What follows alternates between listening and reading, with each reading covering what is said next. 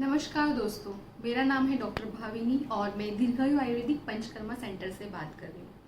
आज हम बात करेंगे फ्रोजन शोल्डर के बारे में, यानी कंधे के दर्द के बारे में। मेडिकली उसे कहा जाता है एडहेसिव कैप्सुलाइटिस, यानी कि जो हमारा शोल्डर जॉइंट है या जो कंधा है उसके अराउंड एक कैप्सूल होती है, एक सरफेस होता है।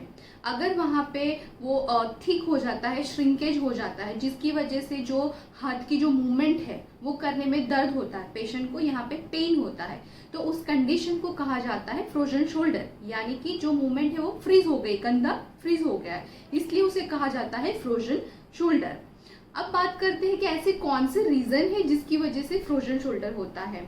तो अगर किसी भी प्रकार की कोई चोट लगती है, इंजरी होती है, उसकी वजह से वहां पे अगर टेंडन इंजरी हुई है या फिर रोटेटर कफ इंजरी हुई है, उसकी वजह से अगर लंबे टाइम तक जो मूवमेंट है वो रिस्ट्रिक्टेड है, मूवमेंट नहीं कर पाए है, तो उसकी वजह से फ्रोजन शोल्डर हो सकता है। या फिर डायरेक्ट कोई चोट लगी है उसकी वजह से हो सकता है।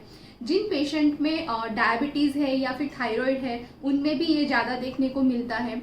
अगर आपकी एक्सरसाइज की जो पैटर्न है वो प्रॉपर नहीं है, आप फॉल्टी एक्सरसाइज कर रहे हैं, तो उसकी वजह से हो सकता है।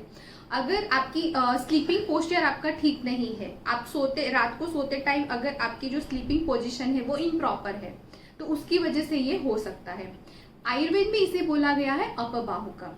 अंश मूलो स्थितो वायु सीरा संकोच तत्रगाह बाहु प्रस्पंदति हर जनयित्यव बाहुकम, यानी कि जो अपबाहु का है उसमें मेनली वात का इन्वॉल्वमेंट होता है, जिसकी वजह से वात बढ़ने की वजह से वहां पे सीरा संकोचन होता है और पेशेंट को यहाँ पे दर्द होता है, कंधे में दर्द होता है और उसे कहा जाता है अपबाहु का। अब बात करते हैं कि इसमें क्या ट्रीटमेंट दी जाती है। तो जो मेनली वात का इन्वॉल्वमेंट है, तो उसमें जो ट्रीटमेंट है वो भी वात के लिए होती है। उसमें हम दो तरीके से उसकी ट्रीटमेंट कर सकते हैं। सबसे पहले internal medicine and panchakarma therapy. Internal medicine में त्रयोदशांग गुगुलु, गोक्षवादी गुगुलु, लघुसूत शेखर, शल्लकी, और जो पंचकर्म थेरेपी है उसमें पेशेंट को mainly first line of treatment है उसमें नस्य चिकित्सा, जिसमें मेडिकेटेड ऑयल जो है वो आपके नाक में डाला जाता है, उसके बाद गार्गल एडवाइस किया जाता है। जहाँ पे दर्द है, पेशेंट को एक कंधे में है या फिर दोनों कंधे में दर्द है, तो वहां पे सबसे पहले मालिश की जाती है। उसके बाद वहां पे नाड़ी की सिकाई या फिर पोटली की सिकाई की जाती है। अग्निकर्म चिकित्सा वहां पे कर सकते हैं, बस्ती चिकित्सा कर सकते हैं।